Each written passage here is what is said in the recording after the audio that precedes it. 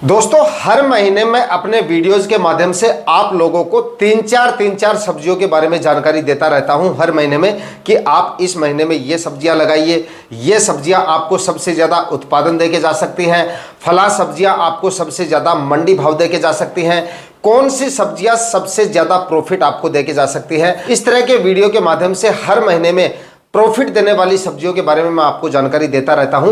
उसके बावजूद भी काफ़ी किसान भाई हैं जो सब्जियों की फसलों से अच्छा मुनाफा नहीं ले पाते हैं, या कुछ किसान भाई तो ऐसे हैं जो सब्जियों की फसलों से फेल हो जाते हैं। सब्जियों की फसलों से आने वाले दिनों में जबरदस्त मुनाफा यानी कि लाखों रुपए की कमाई करने का मूल मंत्र आज के इस वीडियो में आपको बताऊंगा। कौन कौन सी सब्जियां लगानी है ये भी बताऊंगा।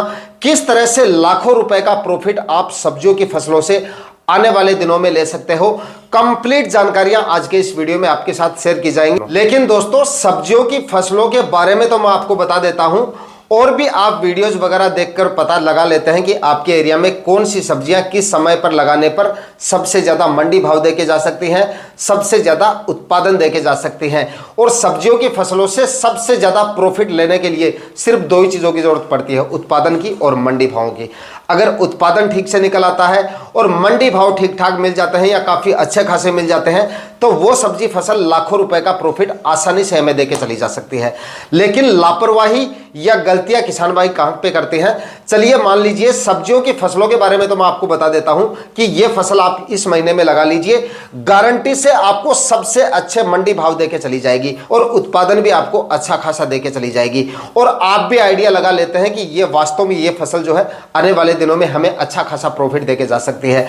लेकिन मान लीजिए किसी कारणवश उस फसल के मंडी भाव किसी कारणवश डाउन रह जाते हैं, या उत्पादन क्लाइमेट कंडीशन अनुकूल नहीं होने की वजह से, या फिर किसी और कारणवश उस फसल का उत्पादन डाउन रह जाता है। मंडी भाव डाउन क्यों रह जाते हैं? मान लीजिए उस फसल के मंडी भाव काफी ठीक ठाक चल रहे थे आपकी मंडियों में, लेकिन व्यापारियों ने उस फसल को दूसरी मंडियों से मंगवाना शुरू कर दिया। दूसरी मंडियों में या दूसरे एरिया में उस फसल की पैदावार काफी ज्यादा हुई, आपकी मंडियों में कम हुई, मंडी भाव ठीक चल रहे थे, लेकिन व्यापारियों ने उस फसल को वहां से मंगवाना शुरू कर दिया, तो उसके मंडी भाव काफी ज्यादा डाउन आ गए। और ऐसे कारणों की वजह से आपके जो मंडी भाव है उस सब्जी फसल के, वो डाउन रह जाते हैं, और इसके चलते उस सब्जी फसल में आप फेल हो जाते हैं। या तो उत्पादन डाउन रह जाता है, या फिर मंडी भाव डाउन होने की वजह से आपका जो प्रॉफिट है वो नुकसान में चला जाता है। तो दोस्तों, अगर आप सब्जियों की फसलों से जबरदस्त मुनाफा लेना चाहते हैं, तो सब्जियों की फसलों में आपको अच्छा प्रॉफिट लेने के लिए सही तरीके से काम करना पड़ेगा।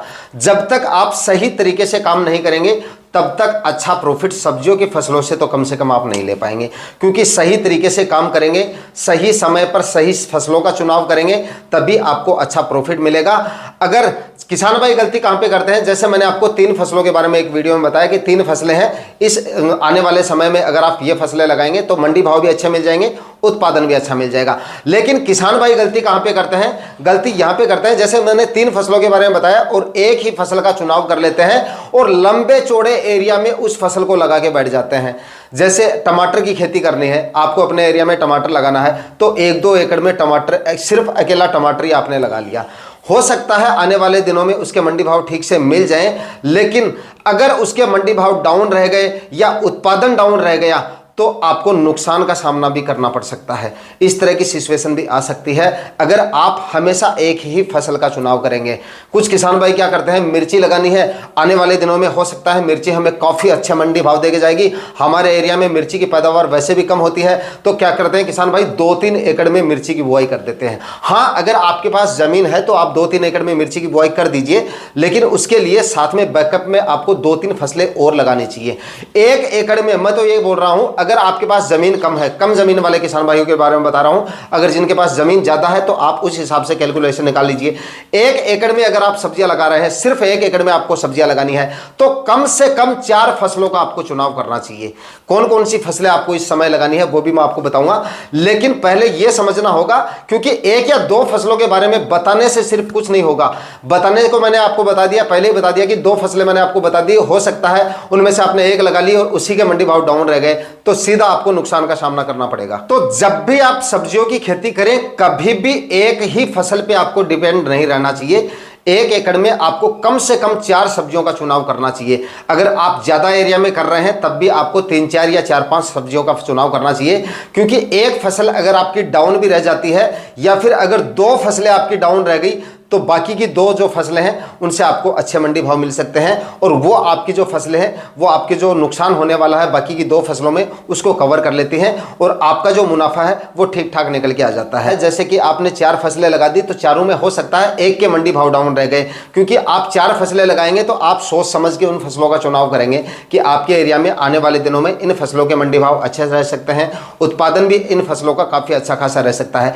तो सपोज कीजिए एक फसल आपकी डाउन भी रह जाती है तो बाकी की 2-3 फसलें जो होती हैं उनके मंडी भाव भी हमें ठीक से मिल जाते हैं और उत्पादन भी ठीक से निकल आता है। और हो सकता है एक फसल ऐसी भी निकल जाए उनमें जिसके मंडी भाव की हमने कल्पना भी ना की हो, इतने ज़्यादा मंडी भाव मिल जाएं, तो इससे हमारा प्रॉफिट और ज़्यादा निकल के आ सकता है।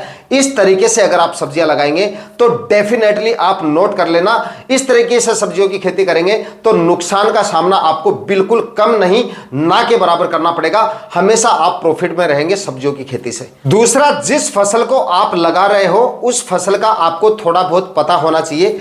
अनुभव भी नहीं है तो जानकारी उस फसल के बारे में आपको होनी चाहिए, आने वाले रोग बीमारियों के बारे में, होने वाले फर्टिगेशंस के बारे में और डाले जाने वाले खाद उर्वरक बेसल डोज के बारे में आपको पता होना चाहिए।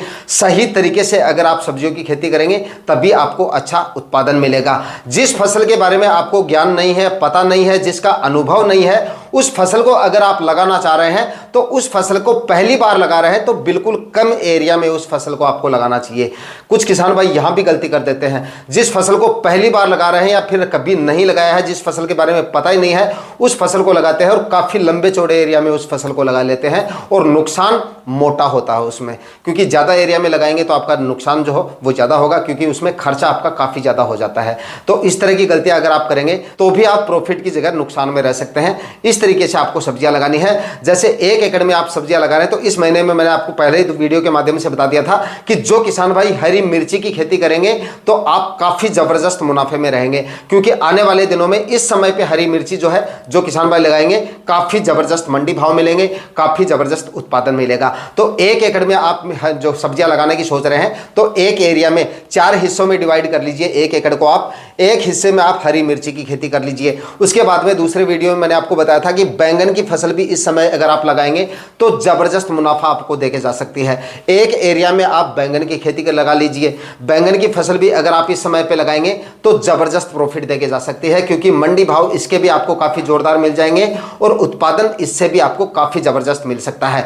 बस इस दोनों फसलों में, क्योंकि ये दोनों ही जो फसलें हैं वो लंबी अवधि की फसलें हैं, काफी लंबे समय तक आपको उत्पादन देगी और काफी जोरदार उत्पादन देंगी। इस वजह से बेसल डोज इन दोनों ही फसलों में काफी अच्छी मात्रा में डालना है। गोबर की खाद और खाद उर्वरक, जो रासायनिक खाद उर्वरक है वो भी आपको काफी अच्छी मात्रा में डाल के इस तरह से आपको सब्जियां लगानी है। तीसरे एरिया में आप कोई तीसरी फसल का चुनाव कर लीजिए, जैसे सब्जी वाला गुआर लगा लीजिए। चौथे एरिया में आप जो है भिंडी की खेती कर लीजिए। इस समय जो किसान भाई भिंडी की खेती करेंगे उनको भी काफी जोरदार प्रॉफिट मिल सकता है, क्योंकि आने वाले दिनों में भिंडी के भी काफी जोरदार मंडी भाव रहेंगे। और दोस्तों, भिंडी की खेती में आपका जो खर्चा है वो बैंगन और मिर्ची के मुकाबले थोड़ा कम होगा, क्योंकि मिर्ची में बीज का खर्चा काफी ज्यादा हो जाता है, खाद उर्वरक भी आपको काफी ज्यादा मात्रा में डालने पड़ते हैं, बीज का खर्चा भी मिर्ची में काफी ज्यादा हो जाता है। उसके बाद में प्लास्टिक मल्च फर्टिगेशन स्प्रे काफी ज्यादा करने पड़ते हैं। इस वजह से अगर आप भिंडी की खेती करेंगे तो इसमें आपका प्लास्टिक का खर्चा 1 एकड़ में अगर आप मिर्ची वगैरह की खेती करते हैं तो लगभग 16, 17, 18 हजार रुपए तक आपका सिर्फ प्लास्टिक मल्च का खर्चा हो जाता है। तो ये खर्चा आपका बच जाता है। बीज का खर्चा भी इतना ज्यादा नहीं होता है, फर्टिगेशन और स्प्रे भी आपको उतने ज्यादा नहीं लेने पड़ते हैं। इस तरीके से जो सब्जियां मैंने यहाँ पे आपको बताई है, इस माह में अगर आप इन सब्जियों को लगाएंगे और बताए गए तरीके से काम करेंगे, अब फिर आपको रिपीट कर रहा हूं, जो 4 सब्जियां मैंने आपको बताई हैं, इन चारों सब्जियों को आपको लगाना है, तभी आप जबरदस्त प्रॉफिट में रहेंगे, तभी आप अच्छा मुनाफा ले पाएंगे। इन चारों फसलों को आप जून के आखिरी सप्ताह तक या फिर मध्य तक लगा लीजिए। नर्सरी नहीं डाली है इन सब्जियों की तो फिलहाल आप नर्सरी डाल लीजिए, और जिन किसान भाइयों ने नर्सरी डाल ली है, जून के आखिरी सप्ताह तक 20-25 जून तक जो है इनका प्लांटेशन कर दीजिए। आसानी से आपका प्लांटेशन जो है वो ठीक जाएगा और आसानी से अच्छे से ग्रो करेंगे, अच्छा उत्पादन मिलेगा, अच्छे मंडी भाव मिलेंगे और अच्छा प्रॉफिट ये सब्जियां आपको बताए गए तरीके से खेती करेंगे तो देखे जाएंगी। आज के वीडियो में इतना ही, मिलते हैं किसी और वीडियो में नए टॉपिक के साथ। तब तक के लिए जय हिंद, वंदे मातरम।